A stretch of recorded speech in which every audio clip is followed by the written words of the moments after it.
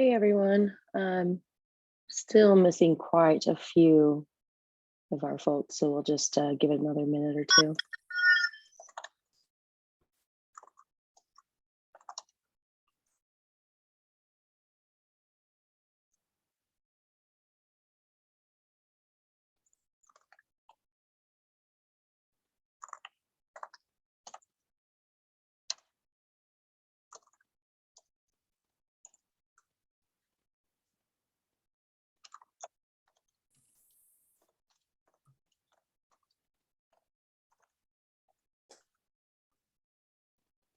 Hey Shruti, how are you? Hey Kendall. Hey everyone.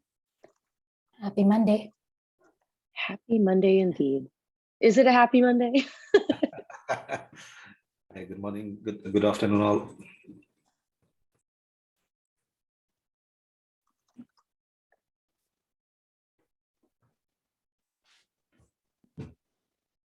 Hello and happy Monday. Kendall, a heads up, the meeting invitation still has the link to the old agenda URL, the one. Thank you for pointing that out. I will definitely get that updated. It's funny when you update things, you find more and more places that you need to fix.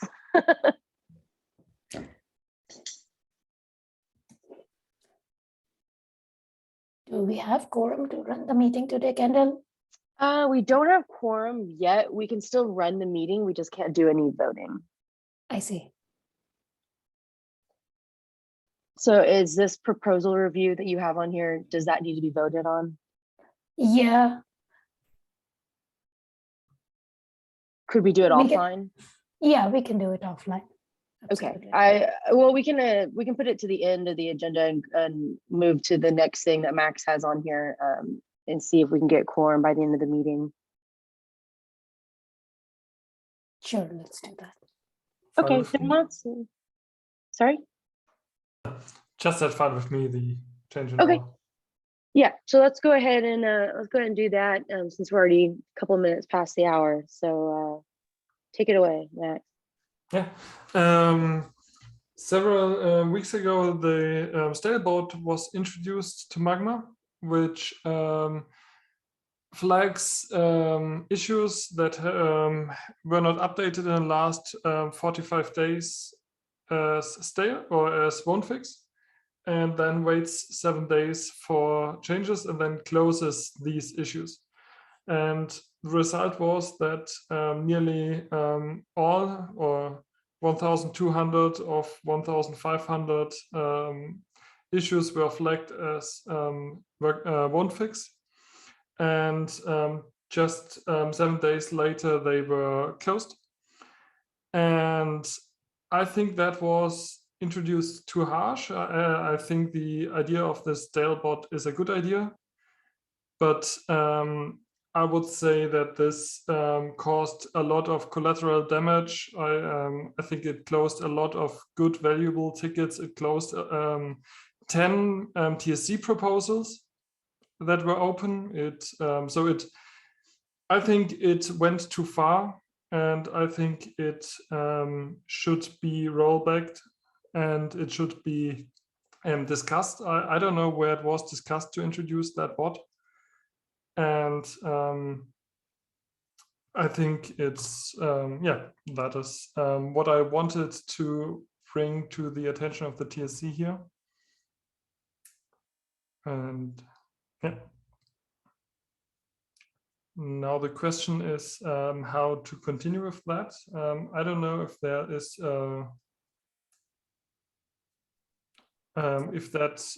if it would be worth for me to create an actual proposal, or if there's another way out of that, or if I'm the only one that thinks this was too harsh. Hi, Aswin. Good morning. So. Yes, I think the stalebot, I don't know if you got notification as the author of the issues when the stalebot was marking it as closed, because I think the the purpose of the stale bot, Echo, as he mentioned on Slack, was to clean up stale PRs because a lot of issues were created, and there's a lot of issue debt in a way getting created where issues were filed, and some of them are empty issues, and no action was taken. In the old style of managing the project through ZenHub and things like that. So the goal with the stale bot was to give a notice, try to automate the process of cleaning up the repository. So because anybody who comes to as we expand to the broader community, and we are hoping new contributors to join, looking at thousands of open issues doesn't speak well of the health of the repository. And this is one way of automating it, that can we at least look at some history, automate and look at some stale issues and mark them as closed. And if somebody really cares about them, they can go back and reopen it, or even putting a comment or saying, okay, we'll work on this, or we'll fix label so that it's not closed, does keep it open. So it's trying to crowdsource the process, in the sense that every author of an issue or a PR gets a notification, and if you react to it, it's just a reminder to fix it. I agree that this usually works, but I think this project has seen a lot of maintainers and contributors to leave the project or to switch roles.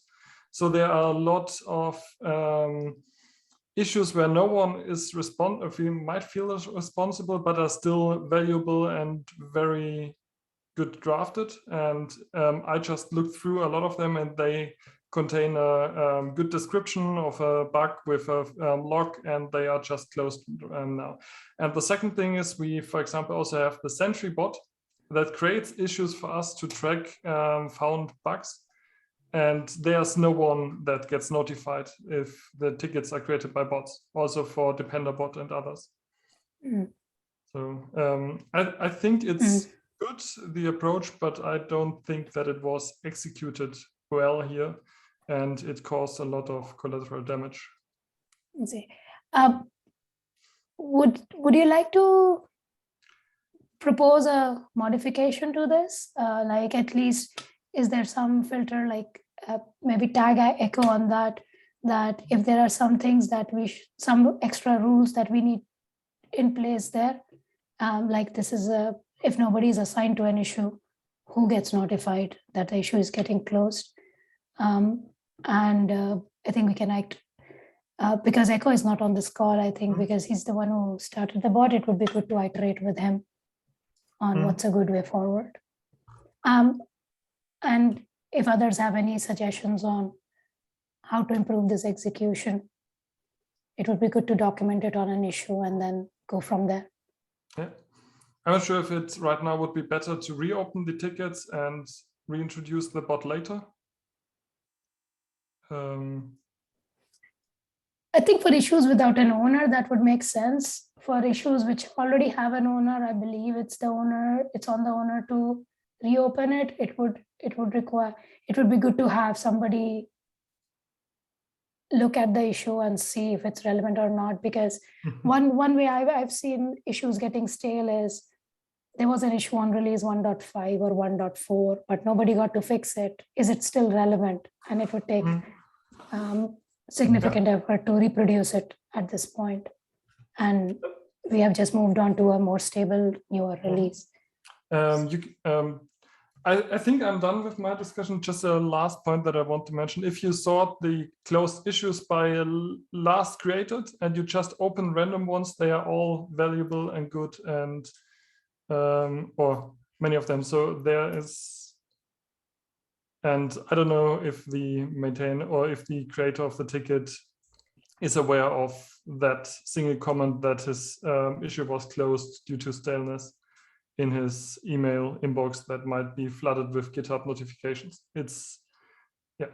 But yeah, okay, that was what I wanted to bring up to your attention. Yeah. What do others feel about it. I think there are a few folks on the call who've had their issues getting closed through the stale bot.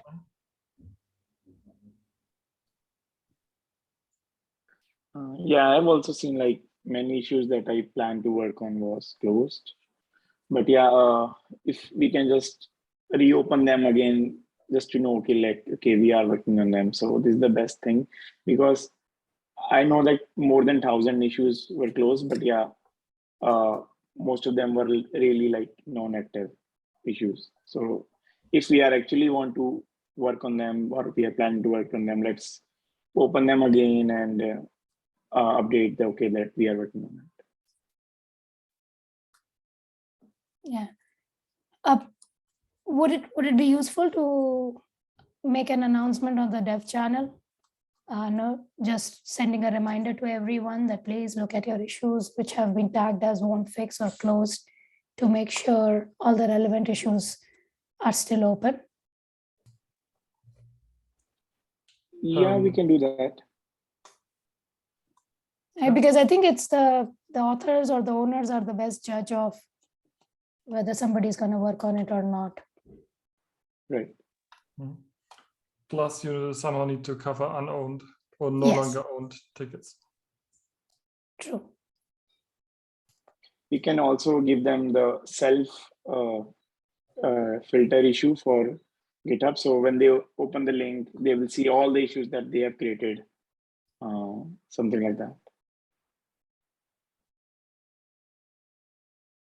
Right.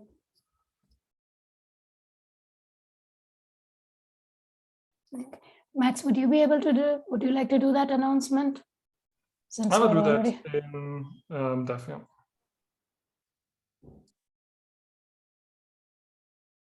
Thank you.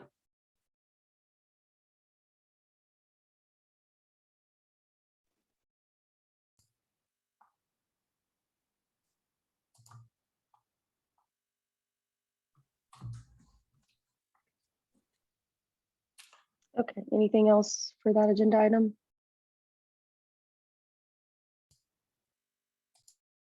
All right, cool. Then let's move to the security item on here, which is from Lucas. Hello and good morning. Good morning. This is an item that started life as a proposal to create a security working group, and then developed through conversation with Shruti to an item about management of security in the TSC. There is a issue that is on the pre-reading list, and I'm going to share my screen if I can. Looks like that did work. So we can talk about the individual items. The important part is the security discussions charter. And the proposal as it stands is to have these responsibilities become agenda items, or at least assignments for the TSC as a whole. Before I go on, let me hand the mic to Eli, with whom I work on a daily basis. Sure. Could you guys hear me? Yes. Awesome. Yeah, just to preface this, I think where some of this is coming from is the understanding that as Magma graduates from where it is today, we need to make sure that the mantle of security doesn't get dropped. I think a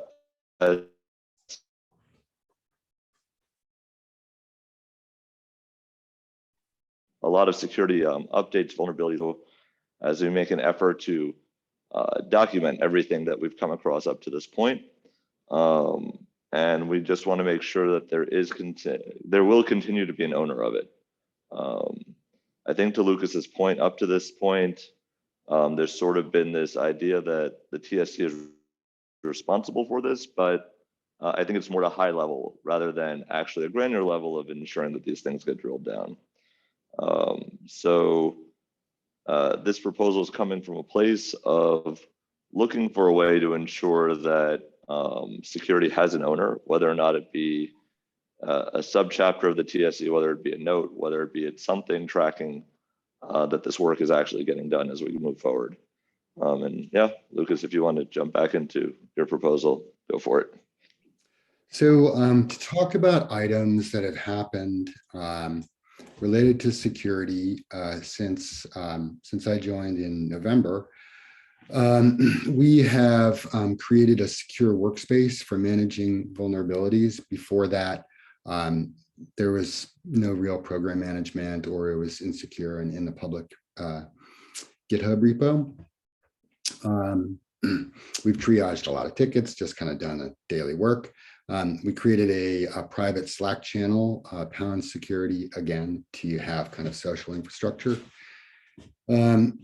Figured out the colors.js vulnerability on an emergency basis, evaluated the OpenSSF scorecard, started work on the best practices badging, created an SBOM, and so on. So there's just a lot of kind of due diligence work related to security. And moving forward, the question for the community and for leadership is, what is the best way to ensure that security doesn't get dropped and that the TSC's time is respected? So I open the floor.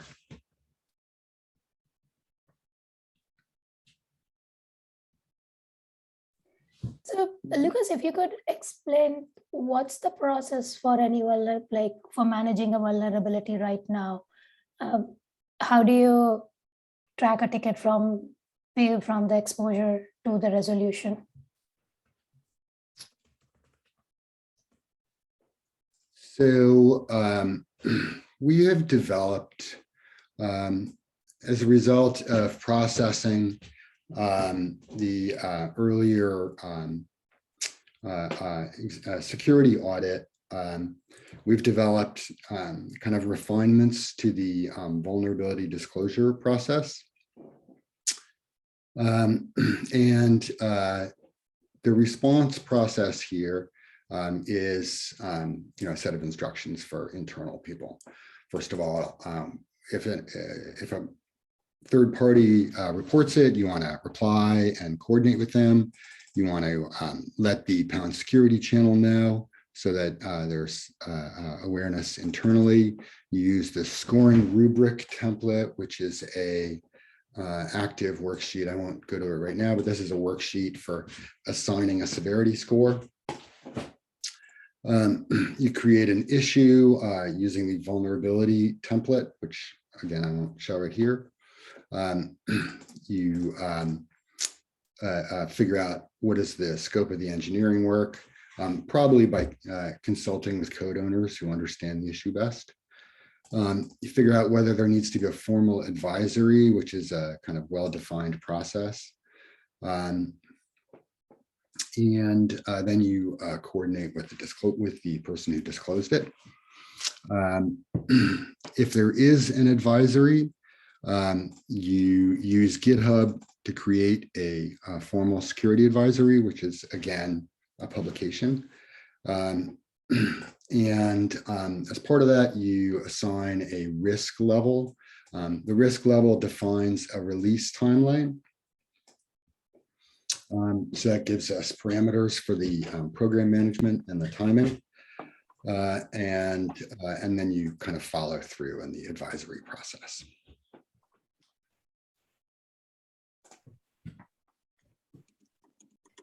Thank you. And how does one become a member of the vulnerability management team, and how big is the team at the present? This is actually a secret. I don't know the answer to it. Oh, okay. And Sorry, it took a second to unmute there. Right now, vulnerability management is sort of been handled. It used to, I think Phil's the one that described the policy. It's sort of been owned internally by Facebook. I've been stewarding it for a bit. And we've had outside consultants working on it, including Lucas at Aspoco and TNG on some areas as well.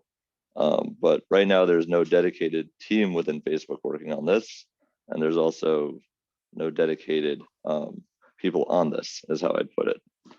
So we have an assortment of individuals working on it as we go along. In practice, it's Eli and myself.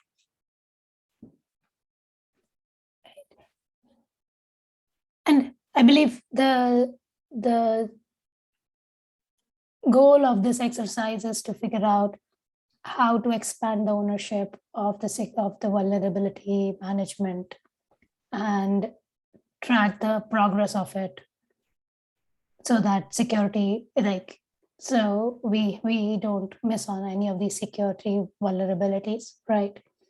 Exactly. What I think what we're looking to do here is it's not assign a person or a team, but to create a process. And if there's a process, then we could figure out who's working the process. But the idea is to have structure in place, so every time somebody offboards the project, it doesn't get lost. Internally at Facebook, we'd see a lot of the SEVs that were originally tracking some of this stuff. When somebody would leave the company, the ticket would become unassigned and reaped, which is not something sustainable, especially as we graduate the project towards something people are able to expect to use. Let me add that it is not only vulnerability management on an item-by-item basis, but overall security-related processes. So, for example, the best practices badge is something that is looked for by knowledgeable security consumers.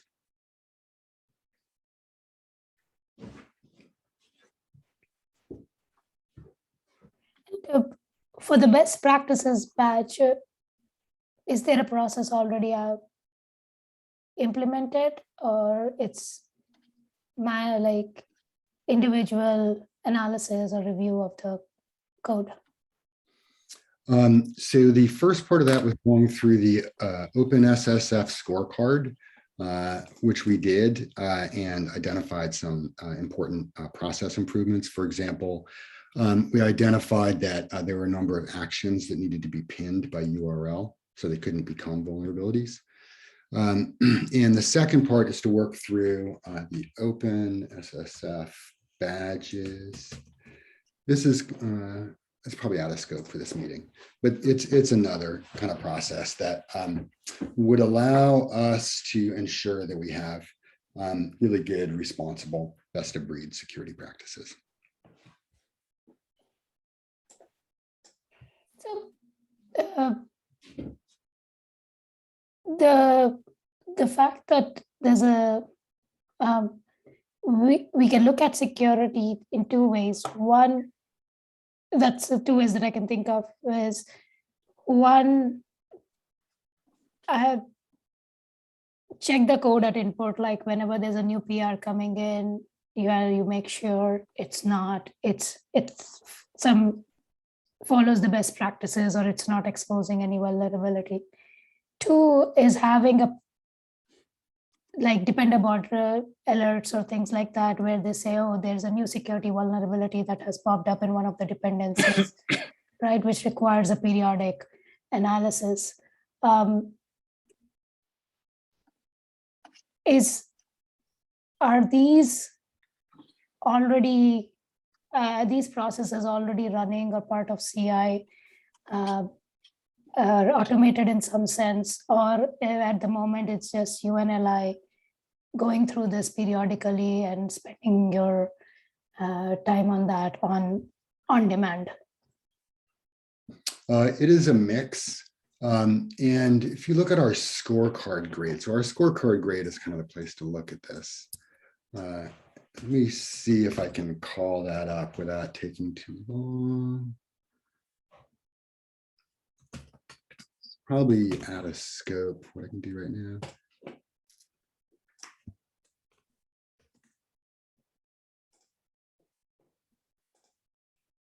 Okay, so here are the results of our examination.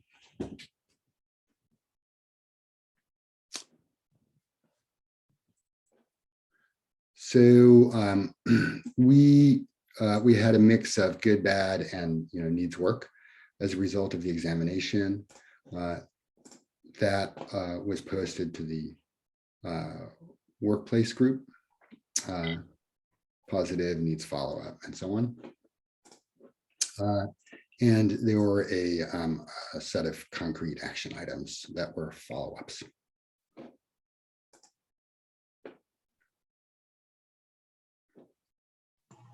I see. And right now you and Eli are the ones who are owning all these issues. Correct. As well as Christian at Ospoco.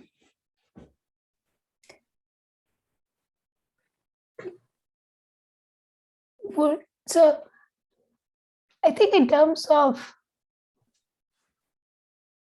the reason I propose that this should be part of the TSC's purview was that we should think of this as an integral part of the technical strength of the project and not have it as a parallel stream running independent of all the changes we are making. And so if we can track these issues with the current process, probably like change some of the changes or automating these processes, would that be a proposal that the TSC can approve and track progress on that with the contributors? Can we have new contributors who are not just implementing, working on the technical aspect, also look at the security, like the existing code owners? Can they be engaged in some of these activities? Would it help if you and Eli can advertise this more on the engineering bi-weekly call so that we have more takers for the issues that you've already identified, and that would set the wheels in motion for everybody to think of security as they're working on the project and not making it an afterthought. So because we don't need we need people who are experts and looking at it from a security point of view, but to address any of these issues, we need a close synergy between the existing contributors and the security experts, right? So what's a good interface, or what's a good way of creating that synergy is something that I would recommend as a path forward. How about other folks on the call? Yeah, Lucas, a few questions on this. So are we going to use any standard tools? Please correct me if I'm wrong. So there are some static analysis tools like Coverity and so on, right, which can catch some vulnerabilities, right? And similarly, there could be several other security related tools which can run regularly as part of the CI itself. And based on the contributors, it can assign the corresponding security bug to the respective owner, right?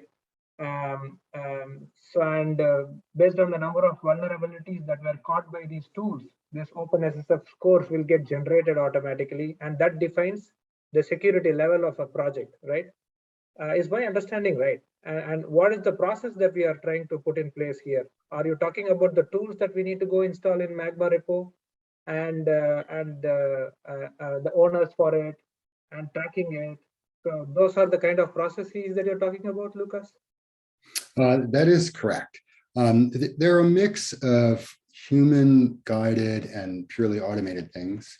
For example, the fuzzer work item here is purely automated, and that would look at, it would run a fuzzer on check-ins, so it'd be part of the CI. In other places, the work is a little bit more human and a little bit more, takes initiative and a sense of ownership. For example, implementing the fuzzer in the first place, tracking its work list. So it's a combination, but much of it is automated. Oh, I'd just say that one thing to keep in mind is that the goal of, for instance, what I think you're proposing here, Lucas, is not picking a static analysis tool. but creating a process by which such a tool would be implemented in the project. Right. Right? The idea that you need people focused on security, wondering, are we doing the right code scans? Which service would be better for us? Things like that. And that would come out of a process that I think, to Shrudi's point, up till now is probably something that was accepted as a proposal to the TSC, which is why I think it's definitely possible to do this as part of the TSC, but it should be its own component. I.e., security has to be something that is thought of constantly, not just anytime somebody happens to propose something about it. So I know I'm speaking in generics, but that would be the lens by which I would sort of approach it, less than whether or not we're using one static analysis tool or another. Okay, so basically you want to open up and get the security experts in place and propose those kind of tools that are needed to do this scrutiny, right? So we have to put a process in place. Is that the ask here that we want to drive through the TSC? Well, I think, go ahead, Lucas. I think that there's a combination of tooling and human work, and in fact, it is a best practice to not see security as something that is defined on a hard line, and can just simply be like a single deliverable. So the proposal is roughly that. Actually, let me be much more specific. The proposal is that the TSC take ownership of these responsibilities on an ongoing basis, probably discuss them once a week. I think to Shrudi's point,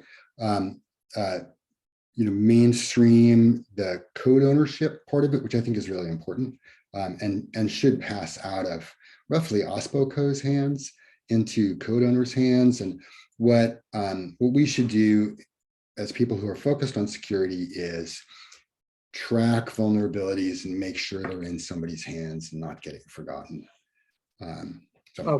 Okay. Yeah. Thanks, Lucas. Basically to assign an ownership and track it. So that is the ask. Okay. Exactly. But to Eli's point earlier, there does seem to be a call for kind of ongoing ownership, for somebody to, some person or group of people to, care every day about whether or not this stuff is being managed and not being forgotten. I think to be explicit there, I think it would be good to expand it beyond you and LI at the moment, because right now you are like limited resources for the ton of work that is there. So I would also like to solicit ideas on how to expand that group. Do you have any, and hence my proposal to advertise it on the engineering bi-weekly, or to advertise it more on the Slack channel, that these are the issues looking for owners, and see if there are other contributors willing to jump in. Would, for example, would TNG have bandwidth to jump into this? I think we have some bandwidth to support with that, probably, yeah. But we need to discuss how much and how, yeah. I think that one easy step is to make the regular conversations about minutia of security work open, right? It's really Eli's and my one-to-one every week, and that's not right. So that should open up for anybody who's capable and interested. And yeah, I'd focus less on ownership of the issue right now and just about process. And then I think we could probably figure out who's doing what after the fact. But I'd just like to nail down what it is we're going to do, and we'll find an owner for it. Right. So my quick comment there would be, would it make sense, at least to start with a slot on the TSC meeting and a slot on the bioengineering bi-weekly, where you come and talk about this to create, to figure out a process, I would say, because right now this, like you said, it has been happening in a silo, and we need more involvement there. That makes perfect sense. Let's do that for now. We'll basically make a security subtopic that we could address, and we'll see where we go from there. I think it's probably the best. I'm in agreement. How about the other TSC members? How do you feel about it? Yeah, sounds good.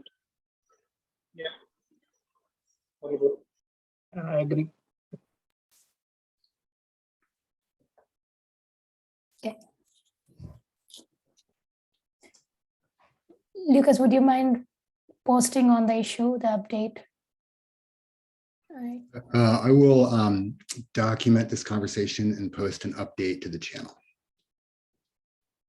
Great. Yeah. And if you can put it on the proposal page as well, the GitHub issue. Okay.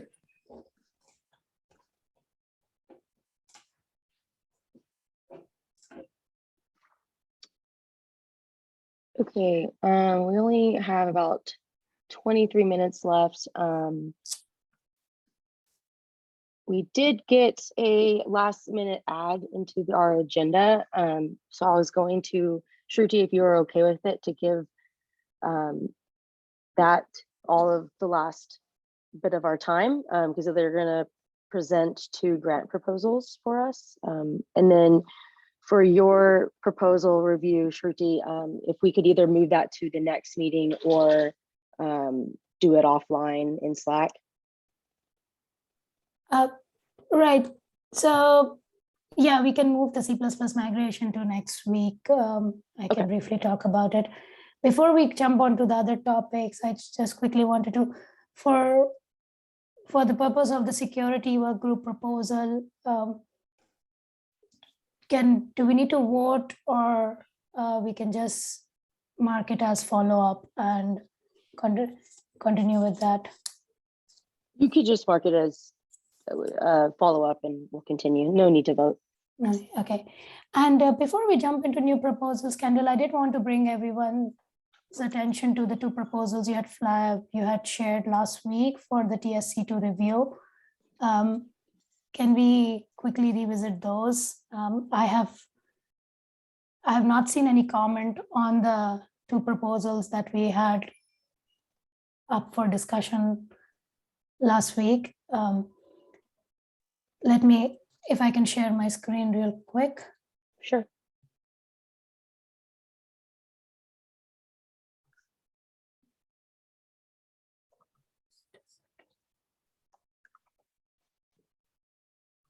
This for, can everybody see my screen okay? Mm-hmm. Yeah. Can you zoom in? Yes.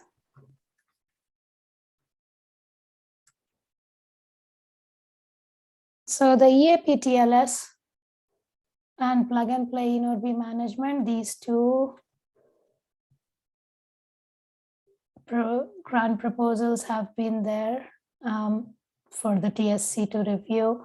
I just wanted to share some context here. Both of these proposals have been open for a really long time. If you go to the December 13 TSC meeting, they were also presented by the authors, and there has been, because the process, the grant process is still evolving, there was some misunderstanding on what the next steps would be. So from the author's perspective, they have already been presented, but we have not gotten around to comment and make a recommendation, compile a formal recommendation to the governing board on these. I would have, and and we did not have the code owner sponsor name for this one in the previous meeting, but since then we've updated this information. Evgeny from Meta is the code owner sponsor here. If I could request all TSC members to please review this and put in their reviews by end of day tomorrow, so we can make a recommendation to the governing board. You could either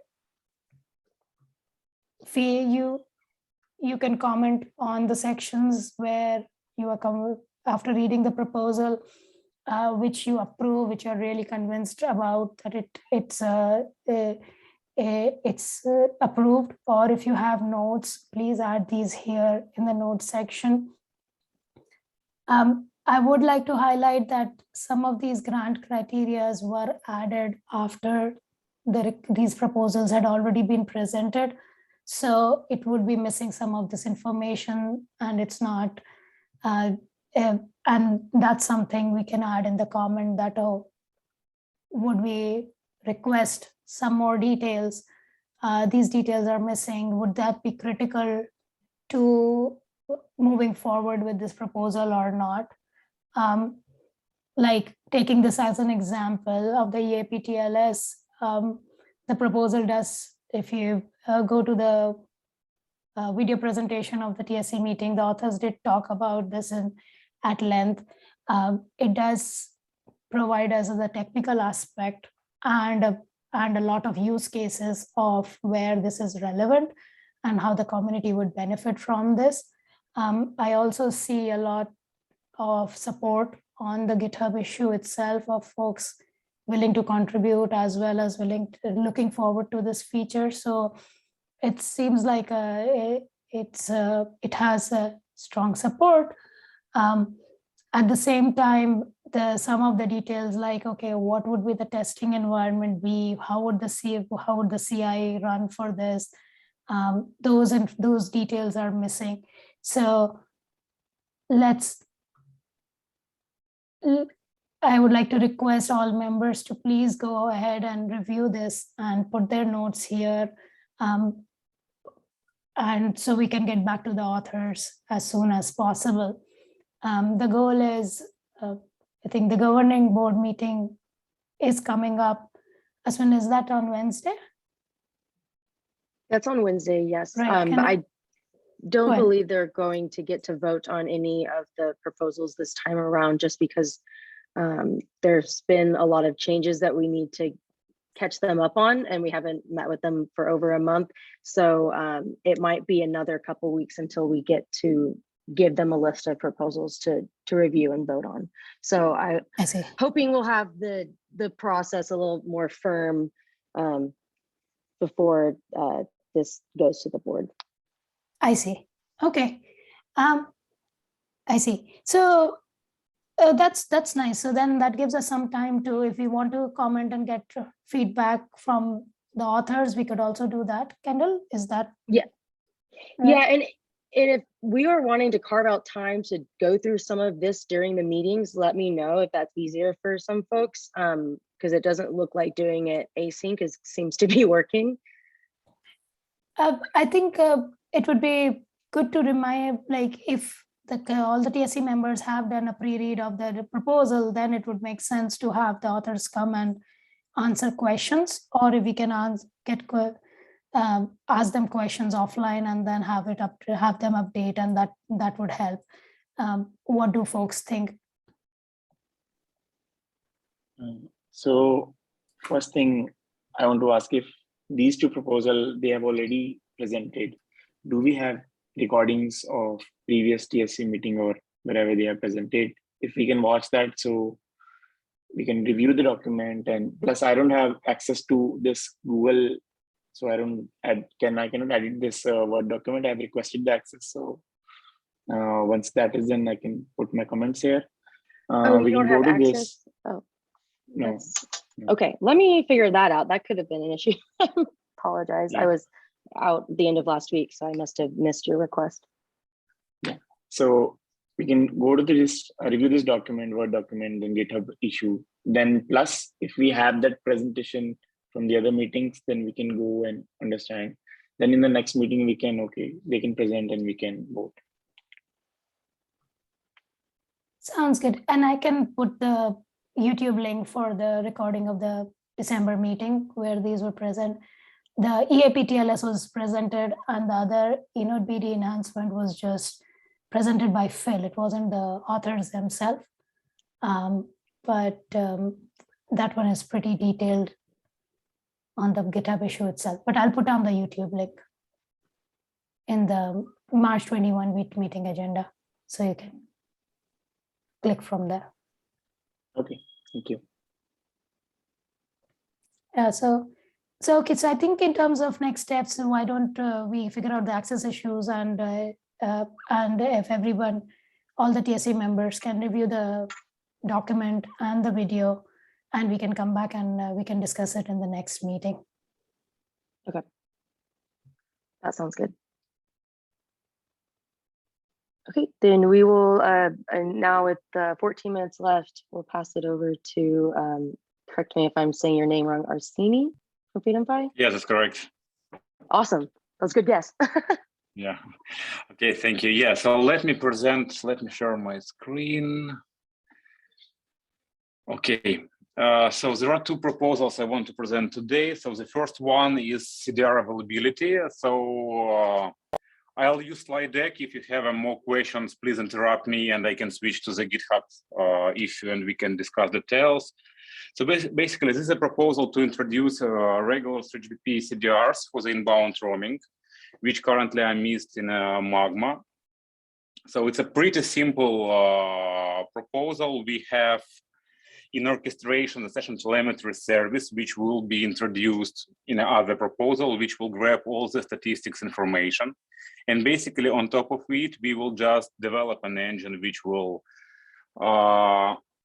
create on a FAG the CDR files itself and put them through the different transport protocols by usually in a telco, it's a SFTP used. So this is it. So it's just a CDR. This is requested by a lot of customers like a Wiresat, AT&T and others who are working with the FreedomFi. So this will be a multiple usage and a regular 3GPP functionality will be added.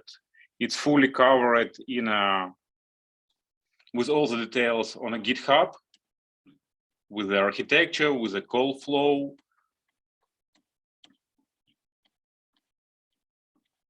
So the security concerns I've updated. So because we are not changing any Magma core functionality, it's just an integration. So with a push method. So from my side, there are no security problems.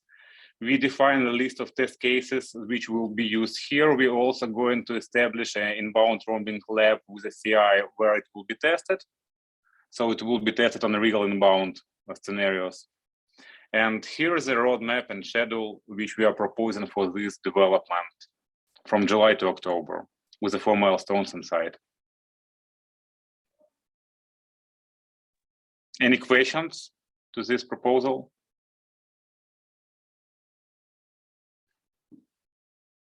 So I assume. Arsini, Yeah. so going to the roadmap and schedule, and I see this one is we're putting SWIRs there. That's nice because that really helps here. One thing we've in the past proposals when we're looking at the TSC review template is around the team staffing and how are they already working with Magma, like the existing contributions.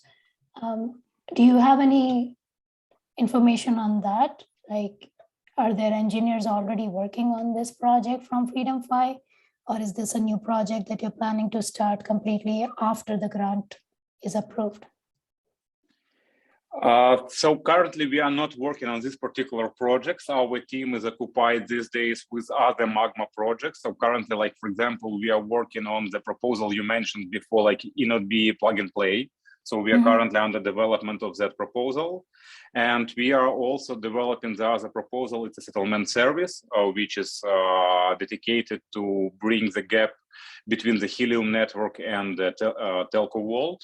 So the team occupied with these two projects. Once we finish them, we will start. That's why we have a kickoff in July only, because our goal is to finish everything in a June maximum, and then start this. So the team who will be doing this will already have a Magma development experience.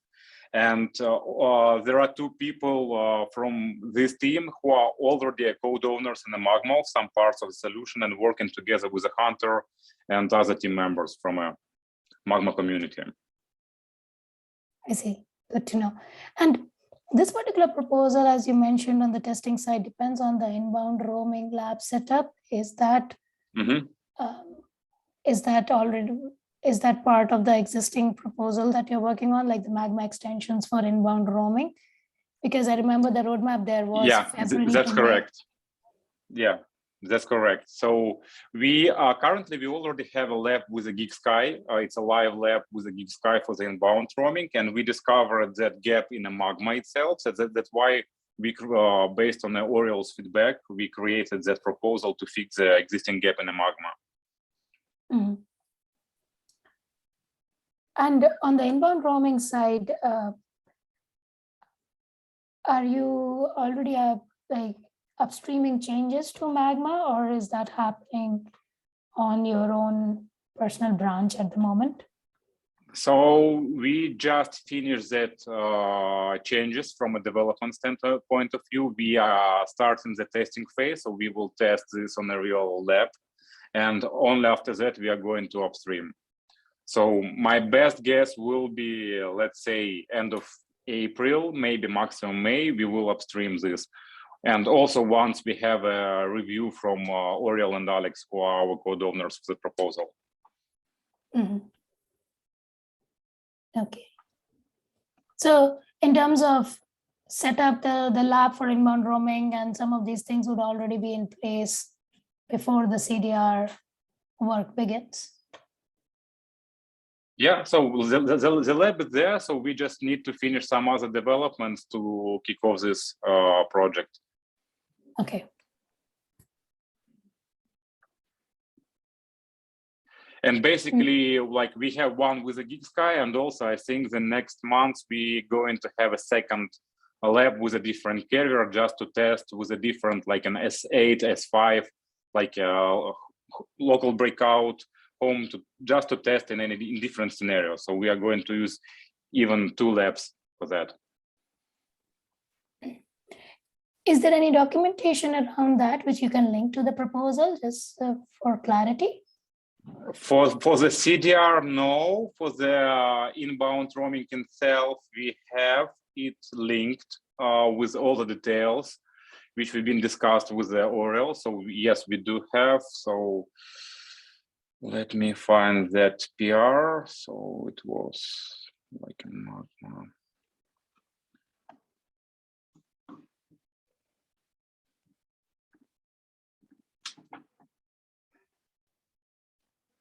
Okay. Other WordMare, so it's not open. Okay. So yeah, here it is. Yeah, so this is the PR you've been talking about, the extensions for the inbound roaming, and here we do have a link to the Google Doc file where we have all the comments from Oriole and our discussion and all the details. I see. And this was already approved and merged. Yeah, that's the PR.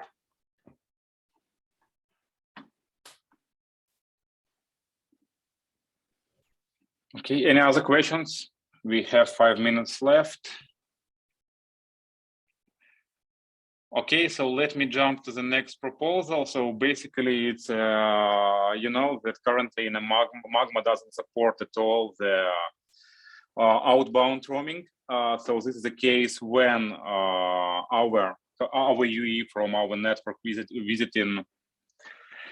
So basically the architecture, what we are proposing, it's to simulate in a cloud the AGW functionality, move a lot of the same like the similar how it's already been done to the CWAG solution.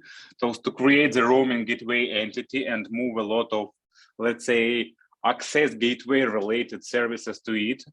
So we will be able to, let me zoom. So we will be able to put the user plane through this gateway. And because of, you all know that AVS cost is too expensive, that's why we are going to support it's not directly on our AWS, but also on a Linux-based systems. So the control plane will go in this, in the same way we have it today through the FAQ and orchestrator, and the S8U will go through this roaming gateway, and then we'll reach the access gateways if needed. So this is a high-level architecture. Absolutely, it's a huge proposal, as you can see from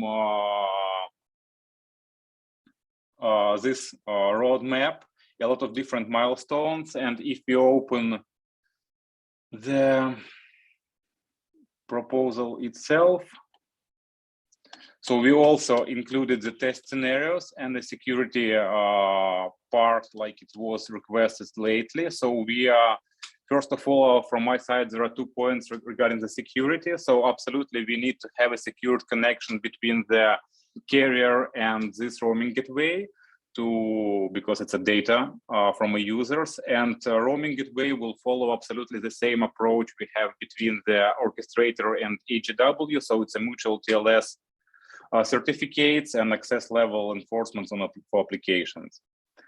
For the testing, we are going to develop the unit tests for all these newly added services from AGW to roaming gateway.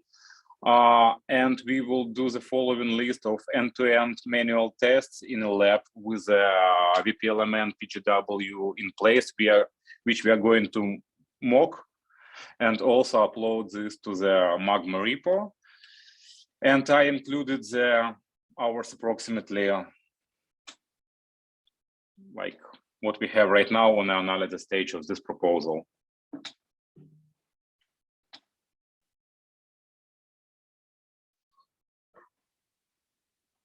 Okay, so this is like a very quick and high-level overview of the outbound roaming architecture proposal. Just at the high level, so you're trying to move away from AWS and use the Equinix service, right? Is that the ultimate goal here? So these services are already running in AWS as of now, is it? Yeah, that's correct. So this is exactly the same services we have today with additional few more, but in a majority, this will be the same, which we have. So the approach, the same how it was done in a CWAG implementation for Magma. Okay. So the goal to minimize new development, to reuse existing AGW services, but put them in this gateway because we need only one place for the roaming partner to connect. Okay. So instead of running on multiple AGWs, we are trying to centralize through this RG. Yeah, that's correct. For the outbound roaming. So it will remain the same for the regular scenario, for the inbound roaming, but for the outbound roaming, it does make sense to have only one interconnect point to the, because it's our UE who are visiting the roaming PGWs and EGWs there. Okay, yeah. Thanks, Rasani.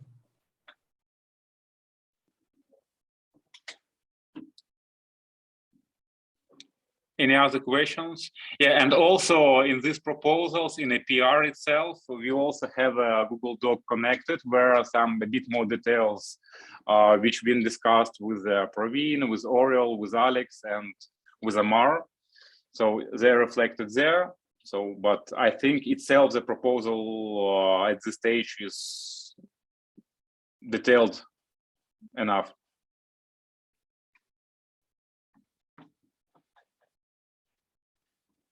Okay, thank you for this chance to present. So what will be the feedback from TSC community on these two proposals?